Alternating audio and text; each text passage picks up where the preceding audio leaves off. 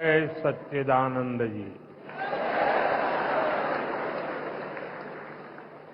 स्वामी विचारपूर्ण आनंद जी महाराज जी, राज्यपाल मंगूभाई पटेल,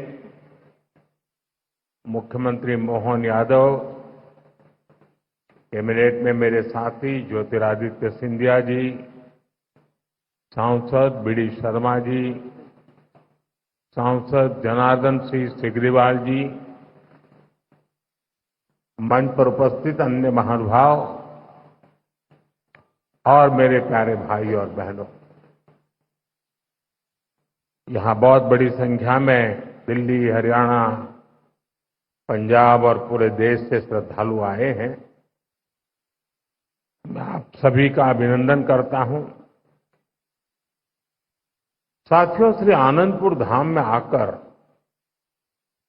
आज मन अभिभूत है।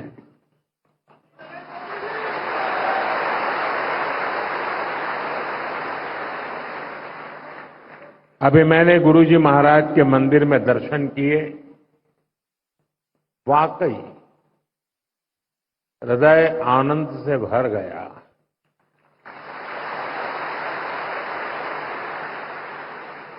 साथियों, जिस भूमि का कण कण संतों की तपस्या से सींचा गया हो,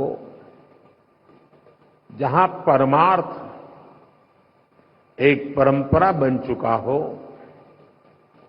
जहां सेवा के संकल्प मानवता के कल्याण का पथ प्रशस्त करते हो, वो धरती साधारण नहीं है।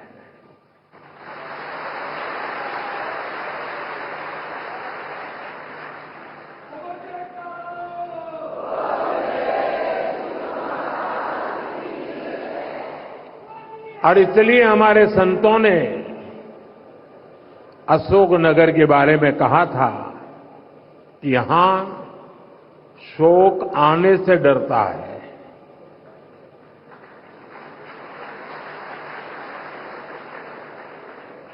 मुझे खुशी है कि आज यहां बैसाखी और श्री गुरु महाराज जी के अवतरण दिवस के उत्सव में मुझे शामिल होने का सौभाग्य मिला है।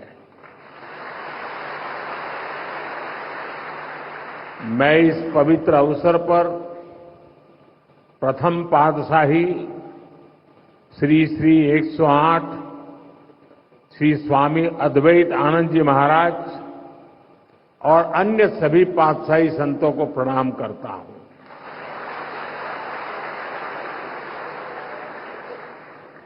मुझे जानकारी मिली है कि आज ही के दिन 1936 में श्री द्वितीय पातशाह जी को महासमाधि दी गई थी। आज के ही दिन 1964 में श्री तृतीय पातशाही जी निज स्वरूप में लीन हुए थे। मैं इन दोनों सद्गुरु महाराज जी के प्रति श्रद्धा सुमन अर्पित करता हूं। मैं मां जागेश्वरी देवी, मां बीजासन, मां जानकी करीला माता धाम को भी प्रणाम करता हूं और आप सभी को बैसाखी और श्री गुरु महाराज जी के अवतरण उत्सव की बधाई देता हूं।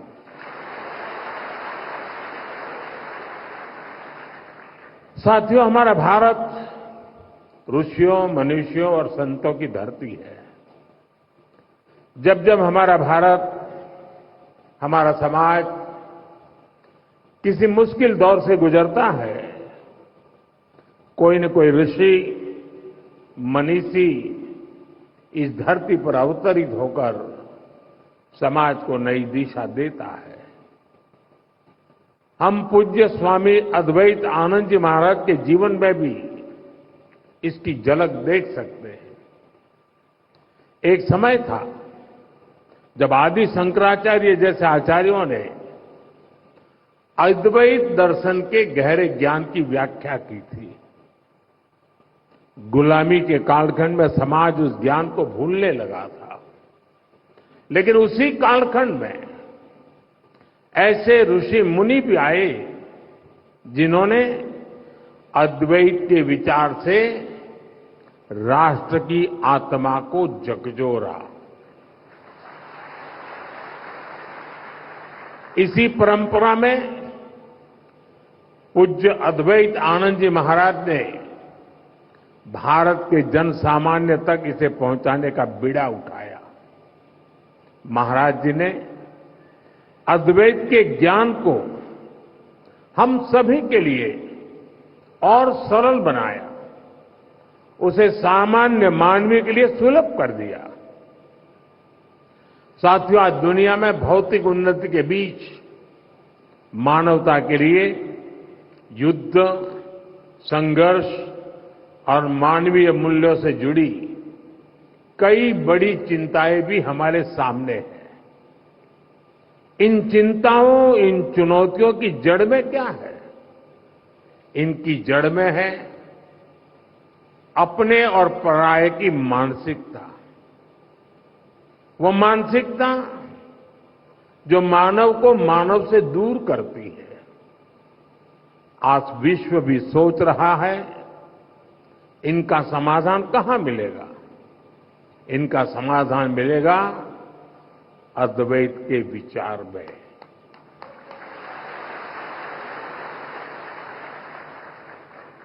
अद्वैत यानी जहां कोई द्वैत नहीं है।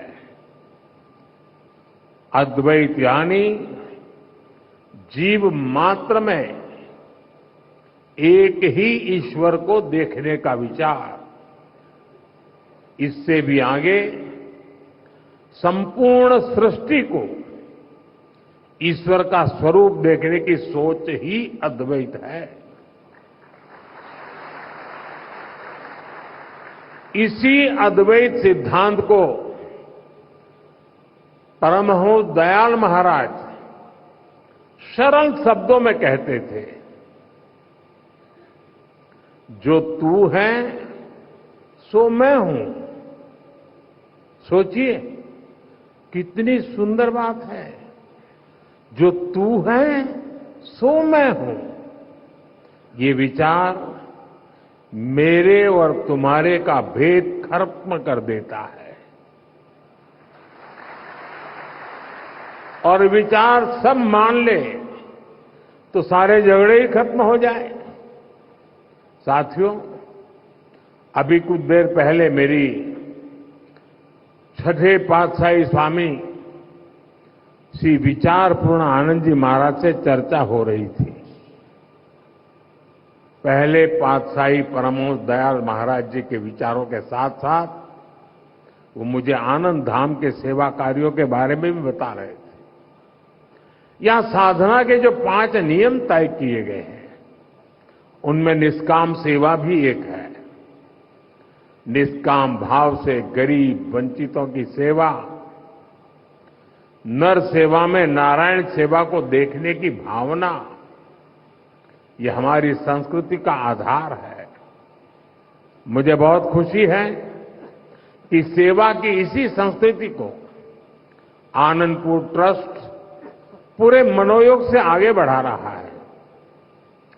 ट्रस्ट द्वारा संचालित अस्पताल में हजारों मरीजों का इलाज होता है। इलाज के लिए मुफ्त शिविर लगाए जाते हैं। गौ सेवा के लिए एक आधुनिक गौशाला भी चलाई जाती है। नई पीढ़ी के निर्माण के लिए ट्रस्ट की ओर से कई स्कूल भी चलाए जा रहे हैं। और इतना ही नहीं, आनंदपुर धाम पर्यावरण संरक्षण के जरिए पूरी मानवता की बड़ी सेवा कर रहा है।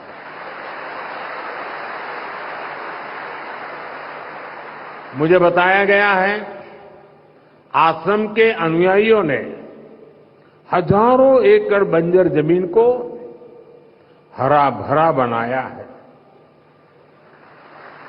आज इस आश्रम द्वारा लगाए गए हजारों पेड़ परमार्थ के काम आ रहे हैं। भाइयों बहनों, सेवा की यही भावना आज हमारी सरकार के हर प्रयास के केंद्र में है। आज हर जरूरतमंद प्रधानमंत्री गरीब कल्याण अन्न योजना के कारण खाने की चिंता से मुक्त है। आज हर गरीब और बुजुर्ग आयुष्मान योजना के कारण इलाज की चिंता से मुक्त है। आज हर गरीब पीएम आवास योजना के कारण अपने पक्के घर की चिंता से मुक्त हो रहा है। आज जल जीवन मिशन योजना के कारण गांव-गांव में पानी की समस्या का समाधान हो रहा है। देश में रिकॉर्ड संख्या में नए एम्स, आईआईटीज और आईआईएम्स खुल रहे हैं। गरीब से गरीब वर्ग के बच्चों के सपने साकार हो पा रहे हैं। हमारा पर्यावरण स्वच्छ हो, प्रकृति संरक्षित रहे, इसके लिए सरकार ने एक पेड़ मां के नाम अभियान भी शुरू किया है। आज इस अभियान के तहत करोड़ों पेड़ देश में लगाए जा चुके हैं। देश इतने बड़े स्तर पर इतना कुछ कर पा रहा है तो इसके पीछे हमारा सेवा भाव ही है। गरीब और वंचित के उत्थान का संकल्प, सबका साथ सबका विकास का मंत्र, सेवा की ये भावना आज ये सरकार की नीति भी है और निष्ठा भी है। साथियों, जब हम सेवा के संकल्प से जुड़ते हैं तो हम केवल दूसरों का ही भला नहीं कर रहे होते हैं। सेवा की भावना हमारे व्यक्तित्व को भी निखारती है, हमारी सोच को व्यापक बनाती है। सेवा हमें व्यक्तिगत दायरों से निकालकर समाज और राष्ट्र और मानवता के बड़े उद्देश्यों से जोड़ती है। हम सेवा के लिए मिलजुल कर, एकजुट होकर काम करना सीखते हैं।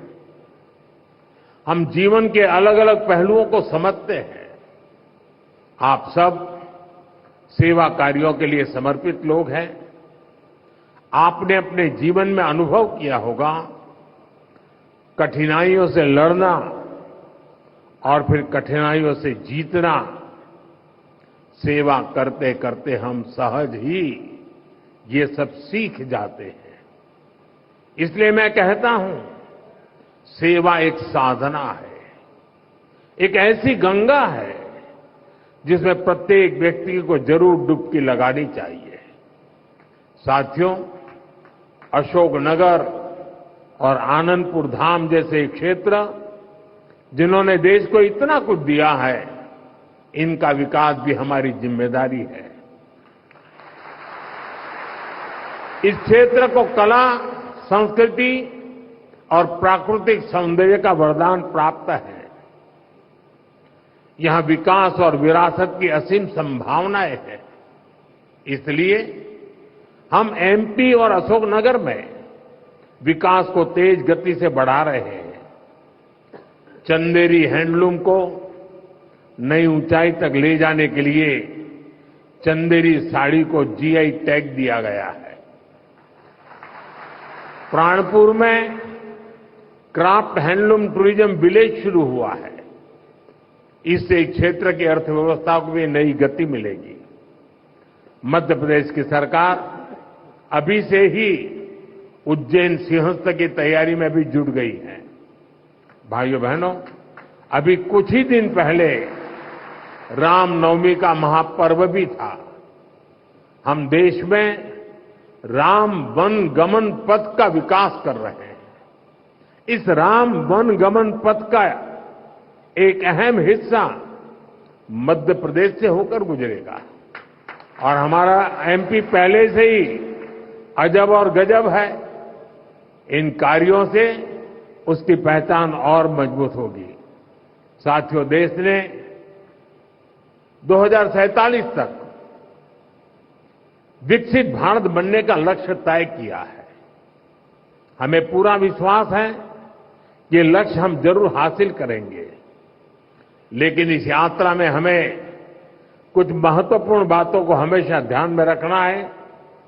हम देखते हैं दुनिया के कई देश विकास यात्रा में अपनी संस्कृति से कट गए, उन्होंने अपनी परंपराएं भुला दी। भारत में हमें अपनी पुरातन संस्कृति को संरक्षित करके रखना है।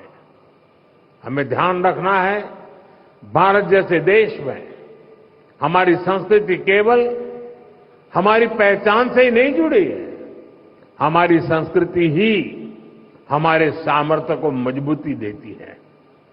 मुझे खुशी है कि आनंदपुर धाम ट्रस्ट इस दिशा में अनेक कार्य करता आ रहा है। मुझे विश्वास है आनंदपुर धाम की सेवा कार्य विकसित भारत के संकल्प को नई ऊर्जा से आगे बढ़ाएंगे। एक बार फिर आप सभी को बैसाखी और श्री गुरु महाराज जी के अवतरण उत्सव की बहुत बहुत बधाई देता हूं। बहुत बहुत बधाई।